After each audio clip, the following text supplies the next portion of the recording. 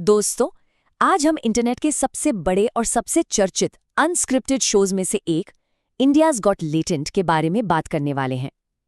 एक ऐसा शो जो रातों रात इंटरनेट कल्चर का एक मैसिव हिस्सा बन गया और फिर अचानक गायब हो गया। तो आखिर वहां हुआ क्या था? आज हम इसी मुद्दे का गहराई से विश्लेषण करेंगे और उन सभी तथ्यों को जोड़ेंगे जो हमारे सोर्सेज बताते हैं। बिना किसी देरी के चलिए सीधे शुरू करते हैं इस कहानी को। 0 फरवरी 2025 के आते आते इस मैसिव हिट शो के ऑनलाइन बचने वाले एपिसोड्स की गिनती लिटरली यही रह गई थी। जरा सोचिए, एक ऐसी सीरीज जिसका इतना बड़ा आर्काइव था, जिसके मिलियंस में व्यूज थे, उसे रातों रात इंटरनेट से पूरी तरह से वाइप आउट कर दिया गया। यह सच में एक हैरान करने वाला कदम था जिसने सबको सोचने पर मजबूर कर दिया। और यही वो सबसे बड़ा सवाल है जो हर जगह आग की तरह फैल गया। आखिर इंटरनेट का सबसे बड़ा शो अचानक गायब कहाँ हो गया? एक ऐसा शो जिसका कल्चरल फुटप्रिंट इतना विशाल था, वो बिना किसी वार्निंग के ऐसे हवा में कैसे मिट सकता है? इसे समझने के लिए हमें थोड़ा पीछे जाना होगा। पहला हिस्सा, लेटेंट की शुरुआत और इसका उफान। तो इस शो ने एक्चुअली काम कैसे किया? देखिए, एक तरफ होते हैं हमारे पारंपरिक इंटरनेट फॉर्मेट्स जो काफी सेफ चलते हैं, और दूसरी तरफ थी इस शो की अनस्क्रिप्टेड डार्क कॉमेडी। इसने आम कॉमेडी के रूल्स को बिल्कुल तोड़ दिया था। इसका ह्यूमर एकदम रॉ था, फिल्टरलेस था और अक्सर उन लाइंस को क्रॉस करता था जिन्हें लोग छूने से घबराते हैं। इसी एजी और नए तरीके के फॉर्मेट ने इसे बहुत ही तेजी से एक मैसिव ऑडियंस दिलाई। ये इंटरनेट स्पेस में एक रेवोल्यूशन जैसा था। दूसरा हिस्सा, द वायरल ब्रेकिंग पॉइंट। फिर आता है फरवरी 2025 का वो टर्निंग पॉइंट वाला एपिसोड। एक ऐसा शो जो हमेशा से खतरे के खिलाड़ी की तरह बाउंड्रीज पुश कर रहा था, उसने एक ऐसी लाइन क्रॉस की जो अचानक से जनता को खटक गई। ये एक ऐसा मोमेंट था जहां रॉ ह्यूमर और सामाजिक मर्यादा आपस में बुरी तरह टकरा गए। तो उस दिन एक्चुअली हुआ क्या था? हमारी सोर्सेज के मुताबिक शो के गेस्ट रणवीर अलाहाबादिया ने माता पिता और सेक्स को लेकर कुछ ऐसी टिप्पणियां की जो सीधे विवाद का मुद्दा बन गईं। जैसे ही एपिसोड ड्रॉप हुआ, इस जोक का एक छोटा सा क्लिप इंटरनेट पर किसी वाइल्डफायर की तरह वायरल हो गया। नतीजा, तुरंत और बहुत ही भारी आक्रोश।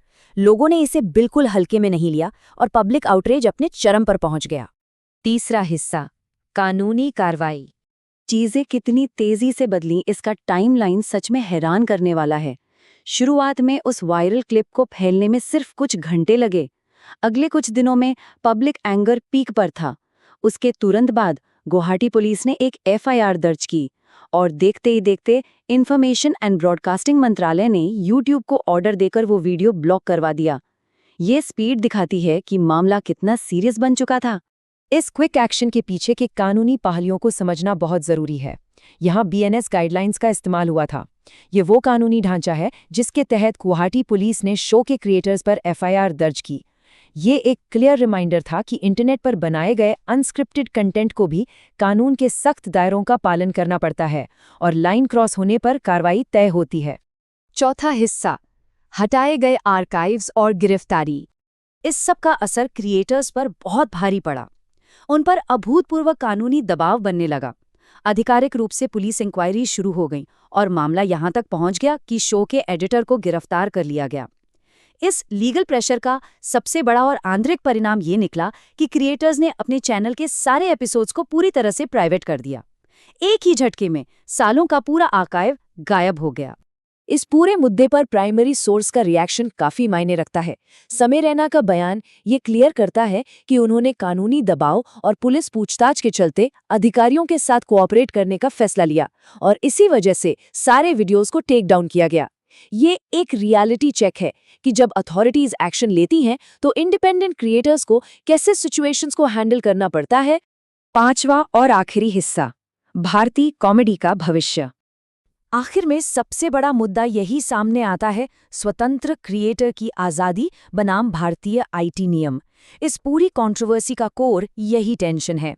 एक तरफ रॉ अनस्क्रिप्टेड कॉमेडी फॉर्मेट्स हैं जिन्हें इंटरनेट फ्रीडम का प्रतीक माना जाता है, और दूसरी तरफ है स्ट्रिक्ट इंटरनेट रेगुलेशंस और आईटी नियम। इन दोनों के बीच का बैलेंस मेंटेन करना आज की डेट में इंटरनेट इकोनॉमी का सबसे बड़ा चैलेंज बन गया है। तो इसी के साथ हम इस विश्लेषण के अंत पर आते हैं एक बहुत ही ज़रूरी सवाल के साथ। क्या आने वाले वक्त में स्वतंत्र और इस तरह के एजी फॉर्मेट्स वर्तमान इंटरनेट नियमों के इस स्ट्रिक्ट दायरे में सर्वाइव कर पाएंगे, या फिर हम डिजिटल क्रिएटिविटी का एक बिल्कुल नया फिल्टर किया हुआ रूप देखने वाले हैं? ये एक ऐसी चर्चा है जिसका असर आने वाले वक्त में पूरी क्रिएटर इकोनॉमी पर पड़ेगा। सोचने वाली बात है ना?